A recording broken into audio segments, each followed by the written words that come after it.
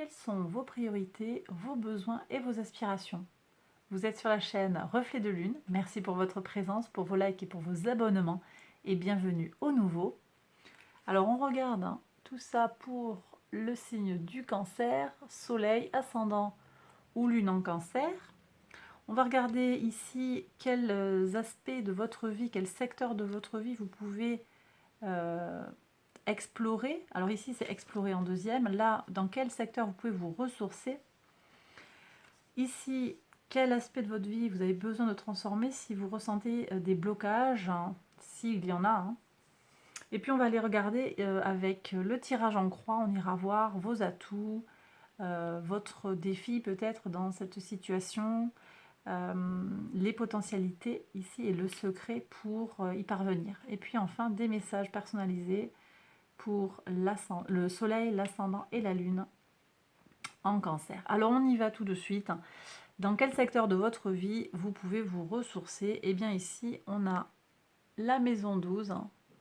Donc ici on vient vous dire que pour vous, vous pouvez vous ressourcer dans tout ce qui est secret, dans tout ce que vous avez appris de votre vie, les leçons de votre vie qui sont finalement une source de croissance, une source de solutions concrètes. Voilà. On nous dit aussi, on est dans le signe des poissons ici, on nous dit ici aussi que vous avez, avec votre capacité, le maître de votre signe c'est la lune, vous avez aussi cette capacité à vous connecter à votre intuition et c'est une source de ressourcement pour vous. Donc profitez-en, appuyez-vous sur ça. Quel domaine de votre vie vous avez besoin peut-être d'explorer en ce moment? Ici, on vous parle de la maison 4, qui est la maison du Cancer, qui nous parle ici plutôt des racines, des fondations, de la famille, de la gestation physique. Donc peut-être ici, on vous invite à prendre plus de temps, à aller chercher des choses sur d'où vous venez. Vous voyez, ici, on a quelque chose d'intuitif, quelque chose où on ressent les choses, et là, d'où l'on vient, le chakra racine, comment on s'ancre, quelles sont vos fondations, vos racines, peut-être votre passé aussi. J'ai des gens qui sont invités à aller explorer tout ce qui a trait au bagage transgénérationnel, à tout ce qui est en lien avec la généalogie, vous voyez. Peut-être également à travailler sur la relation avec votre père ici, sur la maison 4. Et enfin, dans quel aspect de votre vie vous avez besoin d'opérer des transformations? Ici, on a la maison 7, c'est la maison qui nous parle des autres, de la vie extérieure à vous-même. Ça vient nous parler des associations, des contrats, que ce soit des contrats de mariage, des contrats donc sur le plan sentimental, de l'engagement sur le plan sentimental ou sur le plan des affaires.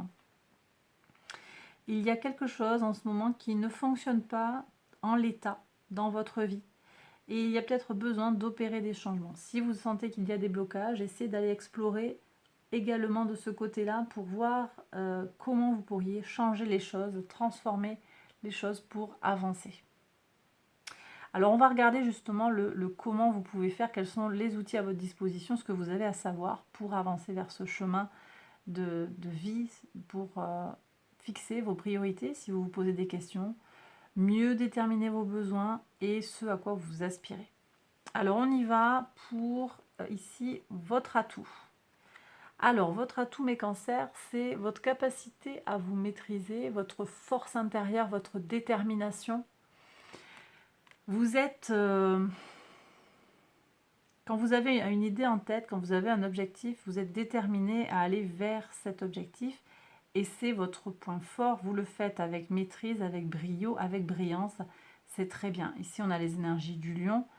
On est également, par analogie, on est sur la maison 5. Je pense qu'il y a également une notion de créativité ici. Vous pouvez vous appuyer sur votre créativité pour avancer. Vous avez peut-être des projets que vous avez envie de commencer. Eh bien, on vous dit ici, n'hésitez pas, faites-le parce que vous avez cette capacité de réussir. L'obstacle, maintenant, on va regarder. Alors, l'obstacle, c'est le valet d'eau. J'ai des gens qui sont à fleur de peau. Peut-être parce qu'ils sont fatigués en ce moment, on sent qu'il y a des tensions, des blocages, des choses qui ne fonctionnent pas comme vous le souhaiteriez. Vous êtes à fleur de peau et ça, ça constitue un blocage parce qu'à l'extérieur de vous, vous donnez une image de vous peut-être qui n'est pas toujours la meilleure. Les gens ne comprennent pas en fait. Pourquoi? D'où? Quel est votre chemin? Et ils vous jugent sur les apparences. Donc prudence en fait sur les émotions que vous laissez transparaître. Parce que vous risquez d'être freiné par ça en fait. Une trop grande sensibilité. J'irais même jusqu'à la notion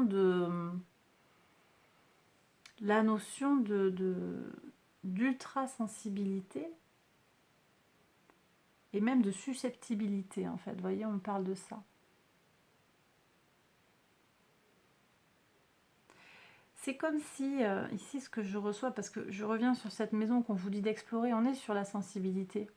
Mais c'est en vous, ça, c'est quelque chose qui se passe en vous. Et c'est quand ça se passe vers l'extérieur que là, on dirait qu'il y a quelque chose à changer. Vous voyez, donc c'est vraiment, je reviens sur ça, c'est pas quelque chose que je dis très souvent dans les guidances, mais c'est l'image que vous donnez de vous, qui ne reflète pas forcément votre état intérieur, ou qui le reflète peut-être avec trop d'authenticité. Les gens ne sont pas prêts à recevoir ça, donc il y a peut-être quelque chose à aller un petit peu polisser.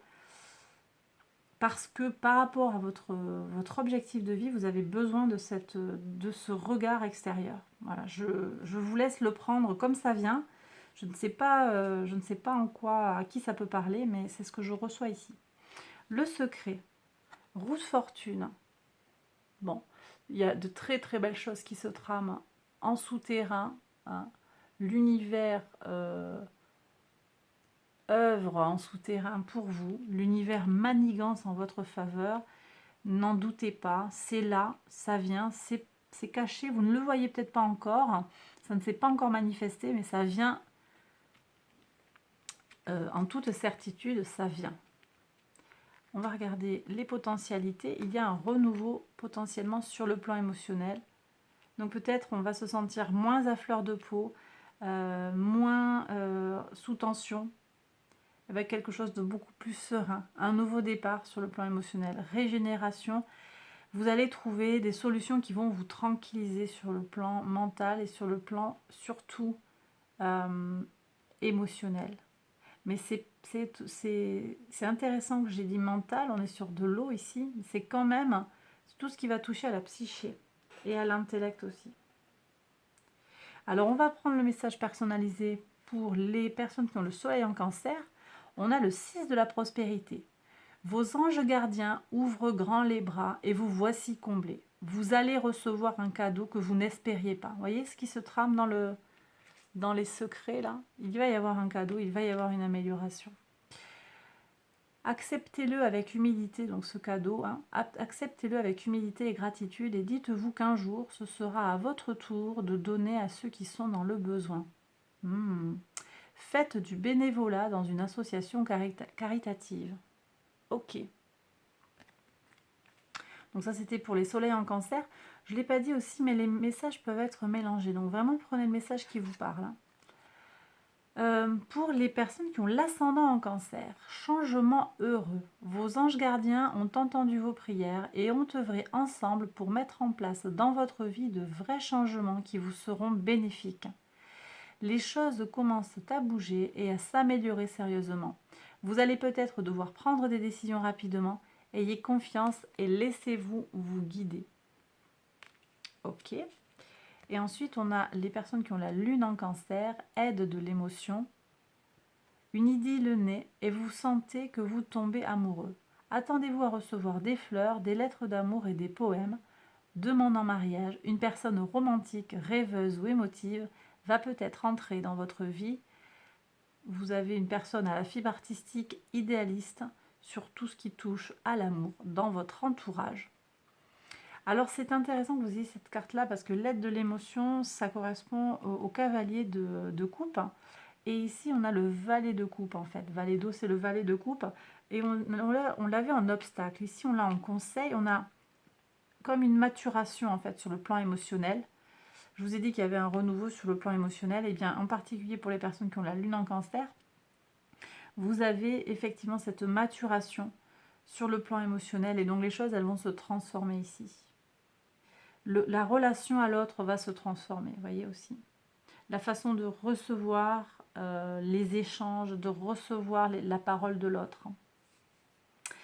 Et bien voilà mes cancers, j'ai terminé le tirage. J'espère qu'il vous a plu et qu'il vous a parlé. Si c'est le cas, n'hésitez pas à liker la vidéo, à vous abonner, allez voir les autres vidéos qui vont parler donc de votre signe lunaire, ascendant ou de votre signe solaire.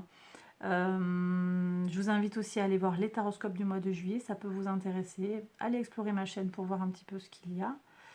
Voilà, abonnez-vous encore une fois, et puis activez la cloche aussi pour avoir les notifications. C'est important si vous souhaitez être prévenu de quand je publie des vidéos. Allez, j'ai terminé mon petit blabla. Je vous embrasse très fort et je vous dis à bientôt pour une prochaine vidéo. Bye bye.